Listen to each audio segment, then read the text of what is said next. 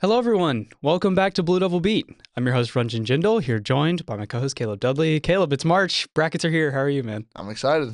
About to all get started. Yeah, it is about to get all started. We're going to preview it here. We're joined by our sports editor, Abby DiSalvo. Welcome back to Blue Devil Beat. This is your, fourth, fifth? You're regular guest now. Welcome back. Yep, excited to be here. So today we are going to do a quick recap of the two conference tournaments that just occurred over our spring break. So I was at the women's conference tournament where Duke knocked off Louisville to win in overtime their second straight ACC tournament, first back-to-back since a long time ago. What was it, like 2012, 2013? Somewhere around there. I think so. And then the men's team also won. Caleb and Abby were in Charlotte for that as the Blue Devils defeated Virginia in a close conference title there. So let's start on the women's side of things. I'll let you guys talk a little bit about overall thoughts, and then I'll kind of talk about what I saw. But from any of the three games, very impressive run for Carol Lawson's team after kind of a shaky start or shaky end to their regular season. Yeah, I thought it was really. I talked about this, I guess, whenever we did the last episode about previewing the tournament. I thought Toby Fournier was going to be the key, and I thought it was really impressive that Duke was able to win with her not having her best night against Louisville. Yeah. She fouled out with, 10 seconds, 15 seconds left or something. Didn't play in overtime, and they still won. I was pretty impressed with that. Overall, I thought it was just average Carol Lawson tournament that gritted it out against a couple of really good teams. Thought the Notre Dame game and Louisville game were both really fun basketball to watch. Yeah, it was super impressive, and obviously now I wish it would have turned into a 2 seed for Duke, but yeah, still a really impressive run and a really crazy story of a season for the Blue Devils. Abby, what about you? Yeah, I think the defense was impressive. Toby Fournier had that big block against Notre Dame to even get the Blue Devils to the title game, and that was a really close one. And then Louisville, the overtime, obviously without Toby, but Tina Mayer had a really great game. Her energy, as Ranjan wrote about, has really propelled the Blue Devils through the tournament and in their turnaround season. So I think overall contributions from the team, great defense, as is classic Kara ball, really helped them get that title. Yeah, Abby alluded to it. Tina Mayer was the ACC tournament MVP. She had a total of, quick math here, 28 rebounds in 3 games. She is 5'9" generously, as Carol Lawson and Toby Fournier said post-game. I need to ask Tina how tall she is, but listed at 5'9", and then had, I mentioned 28 rebounds, 14 assists. She had 19 points against Louisville in that championship overtime game. She hit big threes when it mattered most.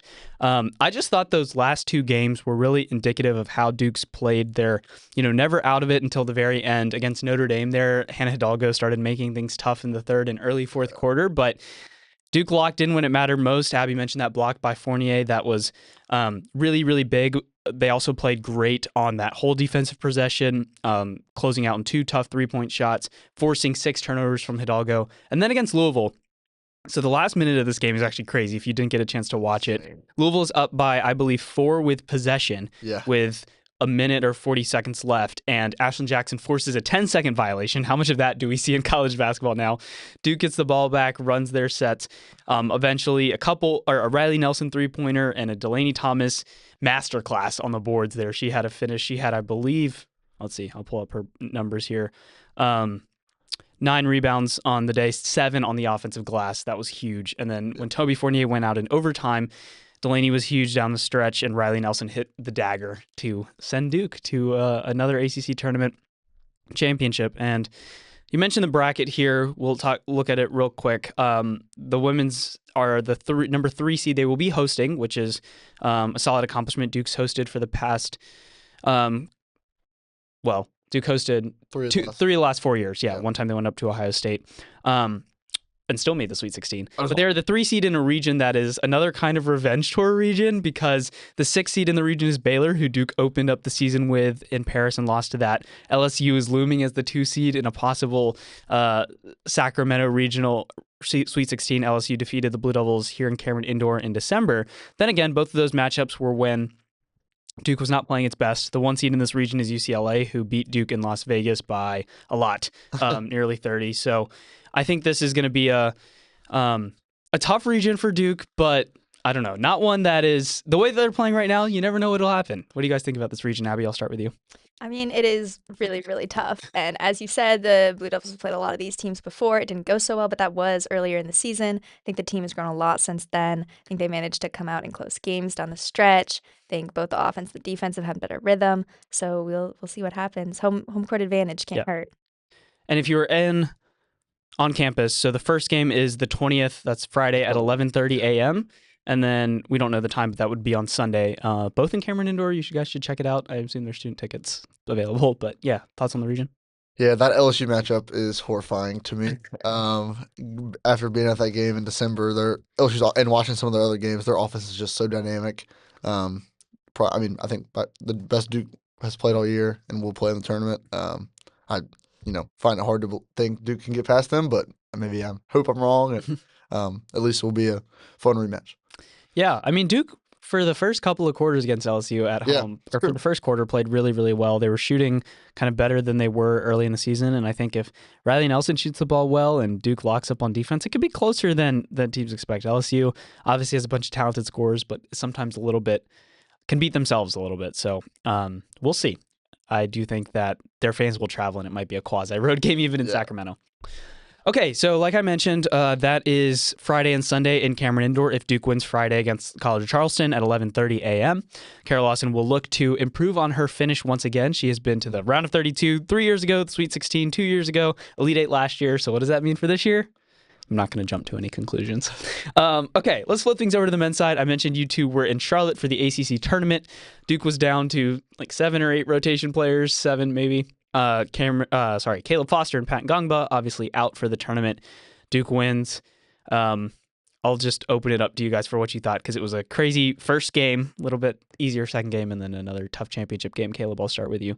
Yeah, I think you said it all with Caleb and Pat being out. It was 3 games in 3 days for a 7-man rotation. It was really impressive. By the end, you could tell that, especially Cam Boozer was extremely gassed in that Virginia game. Virginia decided to ramp up the pressure full court to try to wear Duke down. I think it had some pretty good success with that. It kept the game, muddied up for a while. But I thought it was extremely impressive from everyone in the rotation had their moments during the tournament. I wrote about Caden Boozer. He had what I thought was a spectacular tournament. On Thursday, they guarded him like he was Ben Simmons. He was over 5 from 3. He got benched during the game because he had more fouls than points. But then on Friday and Saturday, he had 16 in both games, which is a career high.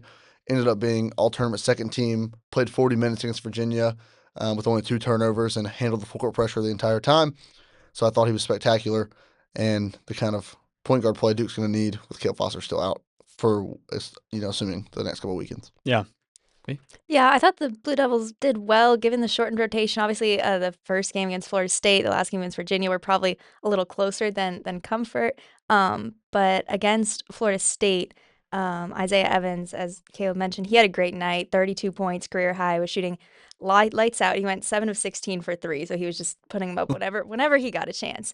And Cam Boozer had 23 points, 10 rebounds, so another kind of classic night from him. They were able to get past Robert McRae from Florida State, who had a great game. And then against Virginia, Cam Boozer came up against a lot of trouble with Lagon Sayo, all the blocks. He was just not getting any shots up that he usually does. So with him kind of out of the mix, Duke had to adjust. Caden Boozer stepped up. But at the end of the tournament, it was really, I think, that one sequence where Cam's layup got blocked. He grabbed his own rebound, kicked it out to Isaiah. They got the free throw points and managed to seal the win. Yeah, probably Cam's most inefficient field goal game of his career, 3 of 17 from the field. Yeah. But it also seemed like throughout this tournament, guys like Nick Hamenia and Dame Sarr stepped up and played well and have gotten more comfortable because they've been kind of forced exposure in these tough games. Abby, what did you see from those two guys throughout this tournament, and how did you see them grow this season? Yeah, well, I think Nick had a career high, tied his career high against Clemson. He got a lot more time on the court in all the games, I think. Yeah. So he was really managing to step up when Duke needed him. Mm-hmm. Yeah, I think a lot of that had to do with Malik Brown. It wasn't really a tournament to remember for Malik Brown. He had managed a lot of foul trouble early in a bunch of those games. So he only played 16 minutes against Virginia, and Nick played 32 off the bench.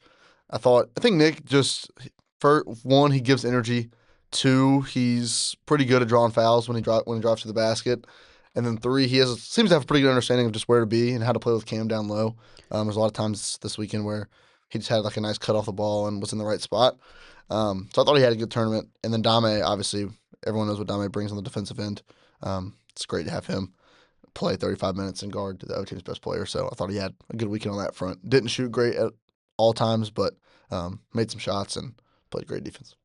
And Duke finds a way to win, man. It's been so impressive this year how Shire has coached his team to victory, especially in these late game situations. You had 2 of them in the ACC tournament. All right, well, Duke is the number 1 overall seed in the NCAA tournament. They will be in the East region. Their opening 16 seed is going to be Siena. There's a region here that has been talked about a lot because there's some quality coaches, especially in this region. You have Kansas as the 4 seed, St. John's as the 5, Michigan State down looming as the 3, and UConn as the 2. Obviously, a team that's won 2 national championships back-to-back before last year. So looking at this overall region, I have thoughts on it. I mean, I still think that Duke should be the favorite. It's been playing so well of late, and even against some of the top competition in the country, Duke has looked like the better team. That said, anything can happen in March. Caleb, when you look at this region, what stands out to you about Duke's East region? Yeah, I don't think it's necessarily the easiest region the number 1 overall seed could have gotten, but I do think every other top seed has a pretty glaring lack of offense, especially St. John's and Michigan State at times. So I think Duke definitely has the best balance between offense and defense in the region, which is probably why they're the number 1 seed. I do think, like you said, it's the late game situations are going to be pretty interesting with all the elite coaching there. I think Ohio State is a really good 8 seed. But yeah, I think it's a super fun bracket. If you're just a fan of college basketball, it's going to be, Shire versus, well, assuming Duke beats Ohio State, Shire versus probably Rick Pitino or Bill Self, and then a chance to play Tom Izzo or Dan Hurley in the Elite 8. I think a lot of people would really want that Duke-UConn matchup. They haven't played in a while, and 2 of the nation's premier programs. But yeah, I think it's a super exciting region. I think it should be a super fun tournament, and see how far Duke can get. Yeah. Okay, so we're going to go around and do our bracket picks, where we'll start with our Final Four and then talk about some dark horses and then how far Duke will go. We'll get that when we get there because this might be kind of funny. I will say I neglected to introduce our podcast with our sponsor, Duke Stores. This podcast is brought to you by Duke Stores. Support your favorite Duke team. Duke Stores is home to the only collection of merchandise brought to you straight from Duke University. Go to shop.duke.edu for all of your Duke merch, especially now that it's March Madness. There's so much merch at the Duke Store. Go and get your merch. Abby, do you want to, before we do this, plug our print edition that will be on shelves? It will be on shelves tomorrow or Wednesday. Wednesday. Okay. Wednesday. And it will just have a lot of postseason content. We'll have recaps from both the tournaments, including some fun stats, some pictures, and then kind of columns about what the postseason might look like. There's a feature on Cameron Boozer, a feature on Caden Boozer, a feature on Taina Mayer, and then we have the brackets in there. So if you want to fill out your bracket, you can go ahead and do that. That will be on the shelves around campus tomorrow, or I guess Wednesday, depending on when this comes out. And it will also be online. Because nothing is better than filling out an on-paper bracket in a newspaper in this era. We can harken back to the times of newspapers being printed and brackets on paper because that's beautiful. Okay. Where was I? Yeah, Final Four picks. Okay. I guess I'll start on this one. So it's pretty chalky, to be honest. And I think I was trying to look for ways that I can sneak some other teams in, and who do I like? I just really like all of these 1 seeds, but I didn't pick all 1 seeds. I have Duke coming out of the East. I have Florida coming out of the South. I initially did not have Florida coming out of the South, but because they have some tough matchups with Vanderbilt, and Houston's obviously been there. But I do think Florida's been playing really, really well of late, and they're the best front court in the country, and if their guards can step up, they can make the Final Four. I have Arizona coming out of the Midwest. Or West, yeah. The West, yep. But I do think Purdue could be a team to watch. And then I have the ACC's own Virginia coming out of the Midwest here. I'm just probably a lot of recency bias and ACC bias on that pick. But I think they have the guard play and the toughness and the three-point shooting and the defense to make a deep run in March. I obviously really like Michigan, but I think their injury to LJ Kaysen might hurt. And look, I think there's a lot of popular picks around Iowa State. Caleb will talk about that in a second, in Virginia, but that is my Final Four. And then should I do... I guess I'll finish it off. Or we'll save. We'll save for the end. I'll save who my national championship and championship pick is. Okay. Next up is Caleb. Go ahead. Okay. We only have 1 pick that's the same. Okay. That is Duke out of the East. That's good. We have some. I do think, if Duke gets Pat back, which it seems like they will this weekend, and then gets at least gets him plays with 8 people, they should be able to come out of the East. I have Houston coming out of the South. You just mentioned Houston's a tough matchup. I think they have the physicality to play with Florida, even if they lack a little bit of the size. I think Houston Flemings is really fun to watch and should have a great tournament. You mentioned the Midwest. I do have Iowa State going to the Final Four over Michigan. They were on the other end of an all-time classic against Arizona in the Big 12 tournament. They can shoot the lights out of the ball, and it takes a couple games of getting hot. And then in the West, I have Arkansas, 4-seed Arkansas. Probably a little bit of recency bias. They played really well in the SEC tournament, but I think Darius Acuff is just going to have a monster March, and he's had a monster March already in the SEC tournament. He was spectacular, and they just have the guard play, I think. And Coach Cal's a really good coach, so they're my lowest Cinderella Final Four team. Maybe they're a 4th seed. But I know in a year talk, that might be a little surprising. All right, Abby. I'm going to say I really hate to do it, and I thought a lot about it, but my Final Four is pretty much all chalk. I think the 1 seeds are going to come out of each region and win. I mean, we're just in an era where I think analytically these teams have been powerhouses since the beginning of the season. We saw it happen last year. I think it's going to happen again this year. I just don't really see teams in each of these regions that will be able to upset down the stretch. So I have Duke, Arizona, Florida, and Michigan going to the Final Four. However, I will say in the Elite Eight, I have a couple more Cinderella ones. I really like Illinois and I think Virginia. Both of those teams I see as really competitive Elite Eight teams. And then in Duke's region, I think UConn. I think the Duke UConn matchup might happen. And then potentially Purdue, but I also, as Caleb said, really think Arkansas has been playing well of late, and they could go pretty far in the West. So my Final Four, all 1 seeds, not very fun, but it is what it is. Not very fun, but probably right. So, yeah, now let's talk about the flip side of that. Any dark horses or potential upset picks that we have. We'll go backwards order. Abby, I'll start with you. Dark horses seems like it could go far, or just a team that might have a early upset against a top seed. I'll say there's some recency bias here, but Virginia looked great against Duke in the ACC tournament. They're a 3 seed in the Midwest. I think they face Wright State to begin with, and then potentially Tennessee if Tennessee makes it out. Also in their region, they've got Kentucky, Iowa State. I think that they might be able to heat up and make it pretty far. And then Caleb already mentioned Arkansas. They've been doing well. Personal hometown plug. I'm from Akron. The Zips had a great conference tournament, and I think they might be able to deliver a little revenge to Texas Tech on Duke's behalf. On Duke's behalf. Because of the big Venn diagram overlap between Akron and Duke that Abby probably takes most of. Okay, awesome. Anything else? You're good? Yeah, that's good. Okay, Caleb. I don't have a ton of like crazy upsets, so I'll say I'm generally pretty worried about the rest of the ACC teams besides Virginia and Duke. I think Louisville has an extremely tough matchup against South Florida. South Florida's the only 11 seed I've picked to win in the first round. I think South Florida's really good. State and SMU got stuck in playing games. That's never a good sign for advancing very far. North Carolina's playing without Caleb Wilson, and VCU is very strong as well. Miami's playing in St. Louis against Missouri, which I don't know how that happened. Whatever. And so Mark Mitchell, it's going to be a tough one as well. So I am a little worried about how far the ACC is going to go. They got 8. You're missing an ACC team. Oh, Clemson has to play Florida, so congrats on that one.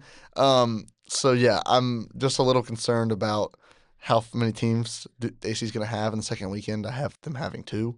And so it's just a little concerning on that front. But hey, 8 teams is 8 teams, so that's good. Yeah, that is true. And look, it's better to have this than what you've had over the past few years of the ACC of not as many teams, although they have made it pretty far in March. Okay, I'll do an upset pick and then a dark horse. So my upset pick is also in the same region that Abby was talking about, or the same little pod. I have Hofstra over Alabama. I don't know why. I do know why. The Pride have great backcourt. I love good guards. I love Cruz Davis. I love their little backcourt tandem there. And who knows what's happening with Aiden Holloway? Like, is he going to play? Is he not? I would hope not. Yeah, so if he's not playing, look, Alabama is they play their style, but they're very hit or miss with that. And so I think Hofstra can slow them down, play good defense, and possibly get the upset there. And then a dark horse that I have, I also like Santa Clara over Kentucky. Yeah, but I have that too. that is another little upset. A dark horse that I have that could possibly go far is UCLA. It's kind of popular. It's been a popular pick because they've been playing well of late. There's a little bit of injury concern with UCLA, but they're a balanced team. They have really talented scorers. And look, I'm not a huge fan of UConn. I don't think they're a great defensive team.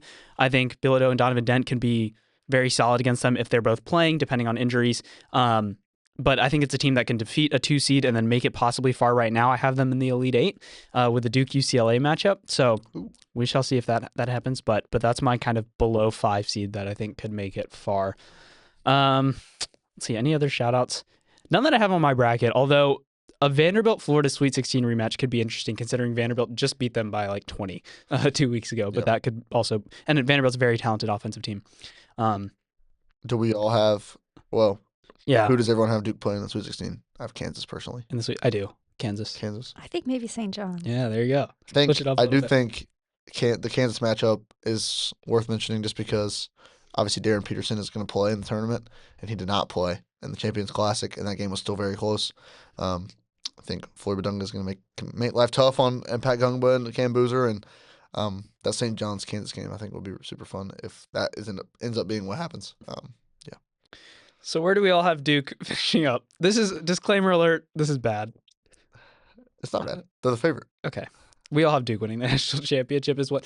My reasoning is, look, I've picked against Duke a few times this year, and I think, and I've been wrong on a lot of them, it's just that the way Shire adjusts mid-game at halftime, the players know how to adjust. They're so smart. It feels like their cohesion has very much improved, and they guard. I mean, they guard anyone that they play, and you got to play great defense, especially down the stretch in March. And if Duke can shoot the 3 the way that they have of late, which has been decent, especially with Isaiah Evans going off and Nick Kamenya and Dame Sarr, that corner 3 playing well. They guard better than anyone. They have the best player in the country. We'll see. I mean, I think Arizona is maybe the best roster all around, and I think Arizona is definitely a team that could win the national championship. Is a team that I think is Duke's biggest challenge if Duke makes it there, because I don't really see any weaknesses on Arizona, to be honest, and I could poke a couple little holes in Duke. But that said, just the winning pedigree and what Duke has done will give the slight coaching edge to John Shire there. Yeah, I have the same. So you have Duke Arizona in the championship. Yes. I have Duke Iowa State in the championship. Yeah, I think, like you said, I think Duke has been spectacular all season. They have the best player. I mean, they've already beat 2 of the other 1 seeds, Florida and Michigan. Right. And they've already beat Kansas and Michigan State as well, who are in their region. Yeah, I think a lot of it's going to depend on if Caleb Foster can come back for the Final Four. I think if he gets, that's true. If Duke gets there and he doesn't play, I don't think they have a chance to win the national championship. But Shire said they were thinking Final Four, so I'm going to go with that. When I make my bracket, that's what I'm basing it off of. So I think if he returns, the game obviously changes a lot for Duke. But if not, I could see them fall in the Final Four, or obviously before. Yeah, my pick also extremely contingent on both Caleb and Pat returning in full form. I mean, they're going to need to be themselves right off the right when they start, right when they get back. I don't think we really have time for them to have a couple games to warm up. But I will say, I think a lot of the questions that surrounded this Duke team at the beginning of the year surrounded whether Duke had a viable second option in terms of offense, especially if Cameron Boozer were to have an off game. And I think recently Duke has really proved that it has multiple players who can step up. I mean, in the ACC tournament alone, you had Isaiah Evans on the first night with his 32 points, but then when he didn't have a great night in the second game against Clemson, he grabbed a career high 10 rebounds. So I think all of the players have really shown that they can step up in the ways that they're needed for each game. I think that adjustment has really helped them pull out the close wins against a lot of these teams that they might face again, and I think it could carry them pretty far. And who's your championship? Who's Duke versus who in the championship? Oh, Duke versus Arizona. Arizona as well. All right. Well, there you have it. Today is the start of the first 4, so we're going to have basketball. NC State. Yeah, we're going to have basketball now. This is going to be a very exciting weekend. Anything else as far as the bracket front from you guys? I think if you haven't said already, Thursday at 2:50 against Siena. Thursday at Saturday at TBD against Ohio State TCU. Yeah, and those are there. I'll be covering back in Greenville. So keep up with our coverage at DukeChronicle.com. We'll probably have a piece about all of our beats' bracket. and that'll be out on our website soon. Abby mentioned the print that is on shelves Wednesday. Pick one up there. We'll also probably be on PC Plaza if you're on campus handing out prints. So grab those. Enjoy March Madness. This is the best 2 weeks of the sports calendar. It's so fun.